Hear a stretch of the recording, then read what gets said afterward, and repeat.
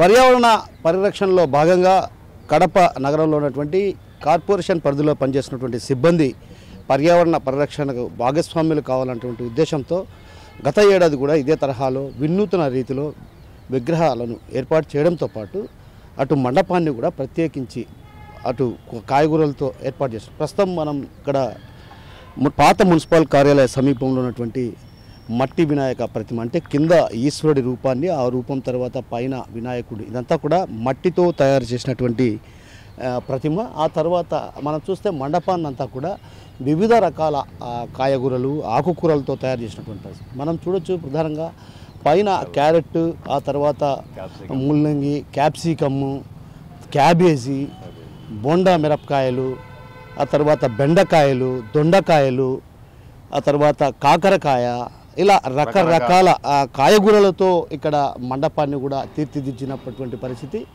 వంకాయలు, అదేవిధంగా ఇక్కడ మండపాన్ని అంటే సాధారణంగా మనం ఏం చేస్తున్నామంటే కొబ్బరి మట్టలు కానీ లేకుంటే అరటి మట్టలు కానీ కడతారు, కానీ ఇక్కడ మనం దిమ్మెలను కూడా చూస్తే కూడా అన్నీ కూడా ఆకుకూరలతో ఏర్పాటు చేసినటువంటి. ఈ నేపథ్యంలో మనతో పాటు ఇక్కడ పూజలు నిర్వహించినటువంటి స్వామి గారు ఉన్నారు, ఆయన అడిగి తెలుసుకునే ప్రయత్నం చేద్దాం. స్వామి, చెప్పండి, ఒక రకంగా వీళ్ళు చేసినటువంటి ఈ ప్రయత్నాన్ని ఎలా చూడాలంటారు? ఇది చాలా మంచి విషయం సార్, అభినందించాల్సిన విషయం ఇది. ఎందుకంటే ఇప్పుడున్న పరిస్థితుల్లో ప్రస్తుతము వీళ్ళు చేస్తున్నది ఇట్లా మట్టి విగ్రహం పెట్టి చేస్తున్నారు కాబట్టి వీరిని చూసి ఇంకా చాలామంది ముందుకు రావాలని మనస్ఫూర్తిగా కోరుకుంటూ, వీరికి మన కార్పొరేషన్ సిబ్బంది అందరికీ ప్రతి ఒక్కరికి పేరు పేరున వినాయక చవితి శుభాకాంక్షలు తెలియజేస్తూ స్వామివారి ఆశీస్సులు ఎల్లవేళలా ఉండాలని మనస్ఫూర్తిగా కోరుకుంటూ సెలవు తీసుకుంటున్నాను.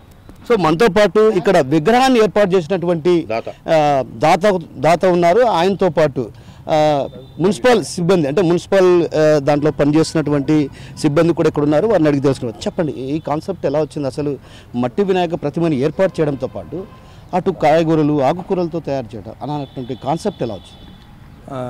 సార్, పర్యావరణాన్ని రక్షించడం కోసం ప్రయత్నం చేసే ఫస్ట్ కడపలో ఎవరంటే కడప మున్సిపల్ కార్పొరేషన్ కమిషనర్ గారు చెప్పడం కానీ, మన ఎమ్మెల్యే గారు కానీ, ఇంకొకరు మన రవి లాంటి వాళ్ళు ఇనిషియేషన్ తీసుకొని మట్టి విగ్రహం, ఈ పిఓపి ప్లాస్టర్ ఆఫ్ ప్యారిస్ వల్ల మనం దేవుని కడప చెరువులో వేస్తాం, చెరువు కలుషితం అయిపోతుంది. మళ్ళీ ఆ నీళ్లు చెరువులో నుంచి మన పంట పొలాలకు వస్తాయి, అవన్నీ కలుషితం అయిపోతాయి. కాబట్టి చాలా ఆలోచించి ఖచ్చితంగా మట్టి విగ్రహమే చేయాలా, అందులో అందమైన వినాయకుడిని తేవాలని చెప్పేసి మన రవి చాలా కృషి చేసి తిరిగి ఇది పెట్టడం జరిగింది. ఇది 2వ వార్షికోత్సవం సార్. ఇట్లాంటివి ఇంకా చాలా జరగాలని కోరుకుంటున్నాను. అంటే ముఖ్యంగా నేనేమంటున్నానంటే, మీరు ఇక్కడ చూస్తున్నటువంటి ఈ ప్రతిమ కూడా ప్రధానంగా ఇక్కడ కింద ఈశ్వరుడు, పైన వినాయకుడు, అంటే ఎంత అద్భుతంగా, అంటే ఈ కాన్సెప్ట్ ఎలా వచ్చింది? ఇది మన రవినే ఇందులో 100% రవికి కానీ మన స్టాఫ్ అందరికీ, కడప మున్సిపల్ కార్పొరేషన్ స్టాఫ్ అందరూ కలిసి ఈ వినాయకుడిని చాలా ఇష్టపడి, బాల వినాయకుడు, మనం ఈ బాల వినాయకుడి నుంచి ఎంతో పైకి పెద్ద వినాయకుడు స్థాయికి బాగా ఎదగాలని చెప్పేసి, అది కూడా మట్టి విగ్రహం మాత్రమే చేయాలని చెప్పేసి చాలా భక్తి శ్రద్ధలతో మీరు చూసినట్టయితే కూరగాయలు ఇవన్నీ అందరూ కలిసి, మన మున్సిపల్ కార్పొరేషన్ సిబ్బంది, మా సోదరిమణులు అందరూ కలిసి దగ్గరుండి రాత్రంతా ఇవంతా అలంకరణ తయారు చేయడం జరిగింది. అట్లే మన బాల వినాయకుడిని కూడా వీళ్ళందరూ కలిసే ఇష్టపడి తీసుకొని రావడము, ఇక్కడ పూజలు చేయడం జరుగుతుంది సార్. మనతో పాటు మున్సిపల్ సిబ్బంది ఉన్నారు, వారిని అడిగి తెలుసుకునే ప్రయత్నం చేద్దాం. అసలు ఎన్ని గంటల పాటు శ్రమించాల్సి వచ్చింది మీరు? ఏంటి అసలు ఈ కాయగూరలు వినాయకుడిని మండపాన్ని ఏర్పాటు చేయాలన్నటువంటి ఉద్దేశం ఎలా వచ్చింది మీకు? మేము గత సంవత్సరం కూడా ఫ్రూట్స్తో చేసి నిన్న మధ్యాహ్నం నుంచి స్టార్ట్ చేస్తే నైటు 3-4 దాకా మా కార్మికులే, ఇంట్లో ఏ బయట వాళ్ళు లేరు, మొత్తం మా కార్మికులు మాత్రమే ఈ మండపాన్ని చేయడానికి. ఎందుకు ఇది చేస్తున్నామంటే, మొత్తం నగరంలో కానీ దేశవ్యాప్తంగా కానీ ప్లాస్టిక్ విపరీతంగా పెరిగిపోవడం జరిగింది. ఆ ప్లాస్టిక్ నిషేధించాలి అనే ఒక అవేర్నెస్లో భాగంగా ఈరోజు ఫ్రూట్స్ ద్వారా, మన కూరగాయల ద్వారా ఈ డెకరేషన్ చేయడం జరిగింది. అంతేకాకుండా పిఓపి బొమ్మలు ఏవైతే ఉన్నాయో దానివల్ల ఇప్పుడే చెప్పారు, అవి దానివల్ల మొత్తం పర్యావరణం మొత్తం నాశనం అయ్యే పరిస్థితి ఉంది. తాగడానికి కానీ భవిష్యత్తులో ఉన్నటువంటి పిల్లలకు మంచి ఆరోగ్యం ఇవ్వాలి అంటే మట్టి విగ్రహాలు వాడితేనే నగరం అంతా కూడా ఒక రకమైనటువంటి మంచి వాతావరణంలో ఉంటుందని చెప్పి మేము భావిస్తూ ఉన్నాం. అందుకనే నగరంలో ఉన్నటువంటి, రాష్ట్రంలో ఉన్నటువంటి అందరూ కూడా అవేర్నెస్ కోసం ఈరోజు కడప పారిశుద్ధ కార్మికులు కానీ, ఇంజనీరింగ్ సెక్షన్ కార్మికులు కానీ, నగరపాలక సంస్థ అధికారులు కానీ, కలెక్టర్ గారు కానీ, కమిషనర్ గారు కానీ, ఎమ్మెల్యే మేయర్ గారు వాళ్ళ ఆధ్వర్యంలో మేము ఈరోజు ఇక మట్టి విగ్రహాన్ని చేస్తూ ఉన్నాం. మట్టి విగ్రహం అందరూ కూడా ఒక అవేర్నెస్ తీసుకురావాలని చెప్పి కోరుతా ఉన్నాం. అంటే ప్రధానంగా మీరు ఇక్కడ ఈ మండపంలో ఏ కూరగాయలను వాడారు, ఏంటి అసలు? క్యారెట్, బీట్రూట్, తర్వాత ముల్లంగి, దోసకాయ, పచ్చిమిరపకాయ, ఆకుకూరలు, కరివేపాకు కావచ్చు, కొయిటాకు కావచ్చు, లేకపోతే పుదీనా కావచ్చు, అనేక రకాల మనం ఇంట్లో వాడుకున్నటువంటి తినే వస్తువులు ఏవైతే ఉన్నాయో, కూరగాయలు అయితే ఉన్నాయో, కూరగాయలు ఆకుకూరల ద్వారా మేము ఈ డెకరేషన్ చేయడం జరిగింది. అంటే ఇది ప్రధానంగా ఎందుకు ఎంచుకోవాల్సి వచ్చింది? అంటే కేవలం మీరు ఆకుకూరలు, కూరగాయలనే ఎందుకు ఎంచుకోవాల్సి వచ్చింది? అంటే మీరు స్వచ్ఛ భారత్ అదేవిధంగా స్వచ్ఛాంధ్రలో భాగంగా ఈ కాన్సెప్ట్ని ఎంచుకున్నారా? స్వచ్ఛ కడపను, స్వచ్ఛ ఆంధ్రను నిర్మించడంలో ప్లాస్టిక్ ఫ్లవర్స్, ప్లాస్టిక్ సంబంధించినటువంటి ఇవన్నీ ఉన్నాయి.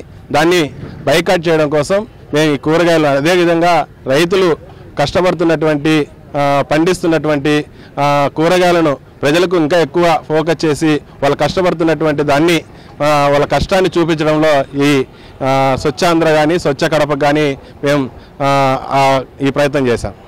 సో మొత్తం మీద స్వచ్ఛ కడపలో భాగంగా ఈ ప్రయత్నం కొనసాగించాం. ఏదైతే రైతులు పండించినటువంటి పంట గిట్టుబాటు ధర లేక ఇబ్బందులు పడుతున్నటువంటి, అంటే ఒక రకంగా వినాయకుడికి మనం తొలి పూజ, ఆది పూజ చేసేది వినాయకుడికి. అలాంటి వినాయకుడికి ఏదైతే రైతులు చేస్తున్నటువంటి పండించేటువంటి పంటలకు గిట్టుబాటు ధర కల్పించే విధంగా, అదేవిధంగా రైతులకు తగిన విధంగా ప్రాధాన్యతను ఇవ్వాలన్నటువంటి ఉద్దేశంతోనే ఈ ప్రయత్నం చేశామన్నటువంటి విషయాన్ని మున్సిపల్ కార్మికులు చెప్తుంటే, మరోవైపు దీనికి సంబంధించి విగ్రహానికి సంబంధించి అదేవిధంగా ఇక్కడ ఉన్నటువంటి డెకరేషన్ పూర్తి స్థాయిలో దాత ఉన్నారు, ఆయన అడిగి తెలుసుకున్నారు. మీకు అసలు ఈ కాన్సెప్ట్ ఎలా వచ్చింది? అసలు కూరగాయలు, ఈ ఆకుకూరలు ఇవన్నీ పెట్టాలనేది ఎంత కాలం పాటు వీళ్ళు శ్రమించాల్సి వచ్చింది? అంటే ఒక రోజు, 2 రోజులు, ఎన్ని రోజులు పట్టింది? ఇది నా పేరు రవీంద్రనాథ్ రెడ్డి. నేను మున్సిపల్ కార్పొరేషన్లో ఎన్విరాన్మెంటల్ ఇంజనీర్గా పనిచేస్తున్నాను. స్వచ్ఛ సర్వేక్షణ SBM మీద పనిచేస్తాను. పోయిన తోరి కూడా వీళ్ళు ఫ్రూట్స్తో డెకరేషన్ చేయడం జరిగింది. ఎందుకంటే ఇప్పుడు ప్రతి ఒక్కరు ప్లాస్టిక్ కవర్సు, ప్లాస్టిక్ ఫ్లవర్సు, అవన్నీ బెలూన్స్ అవన్నీ పెట్టి డెకరేషన్ చేస్తారు. యాక్చువల్గా వినాయకునికి అలా చేయకూడదు అనమాట. పొల్యూషన్ ఫ్రీ వినాయకుడు.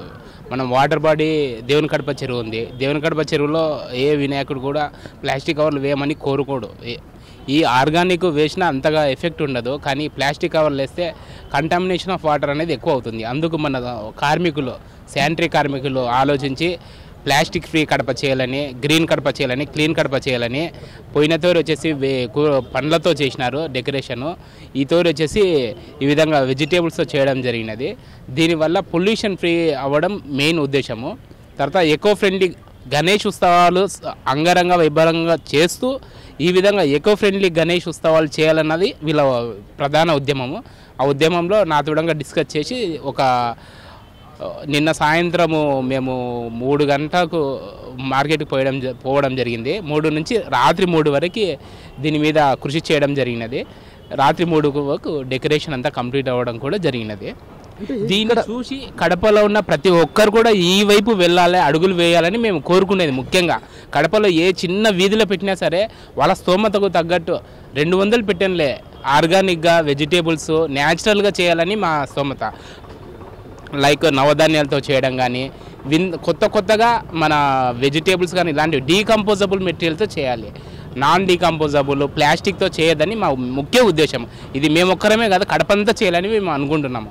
కడపలో ఉన్న ప్రతి వార్డులో ఈ విధంగానే జరగాలని మా మెయిన్ ఉద్దేశం. అంటే ఇక్కడ నేను ఒక చిన్న విషయం మిమ్మల్ని అడగదలుచుకున్నాను. ఎన్ని కిలోలు, అంటే టమోటా కావచ్చు, క్యారెట్ కావచ్చు, బీన్స్ కావచ్చు, ఈ క్యాబేజీ కావచ్చు, మీరు చూసినటువంటి బీట్రూట్ కావచ్చు, అంటే ఇవి రకరకాల ఆకుకూరలు, కాయగూరలు తయారు చేశారు. అంటే ఆకుకూరలు కూడా మనం కొత్తిమీర, పుదీనే, తర్వాత గోవాకు, కొయిటాకు, చుక్కాకు, పాలాకు, ఇట్లా రకరకాల ఆకులు. అంటే ఇదంతా కూడా ఎంత ఎస్టిమేషన్ అయింది, అంటే ఖర్చు ఎంత అయింది, ఎన్ని కిలోలు దీనికి ఉపయోగించారు? ఈ ఆకుకూరలు అనేది తక్కువ తీసుకున్నాము. ఈ వెజిటేబుల్స్ మాత్రము ప్రతి ఒక్కటి కూడా 15 నుంచి 20 కేజీలు తీసుకున్నాము. మాకు రైతు బజార్లో తీసుకున్నాము ఫ్రెష్గా తాజావి. అవి నియర్లీ 12,000 అయితే వాళ్ళు మాకు డిస్కౌంట్ పోను 9,000కి ఇచ్చారు. ఈ విధంగా గణేష్ స్వామిని కంటే వాళ్ళు 3,000 తగ్గించి 9,000కి ఇవ్వడం జరిగింది. ప్రతి ఐటెం కూడా 15 కేజీల నుంచి 20 కేజీల లోపు తీసుకున్నాము.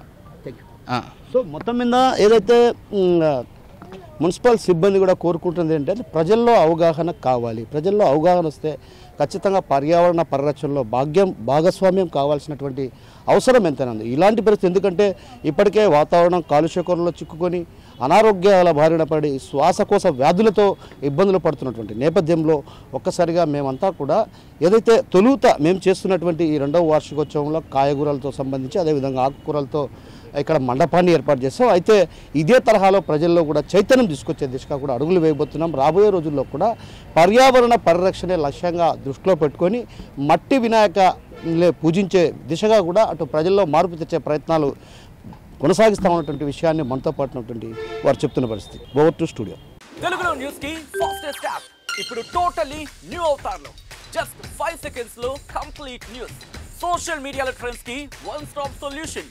Live TV app voice search option తో ఇప్పుడే డౌన్లోడ్ చేయండి లేదా అప్డేట్ అయిపోండి. యాప్ లింక్ డిస్క్రిప్షన్ లో ఉంది.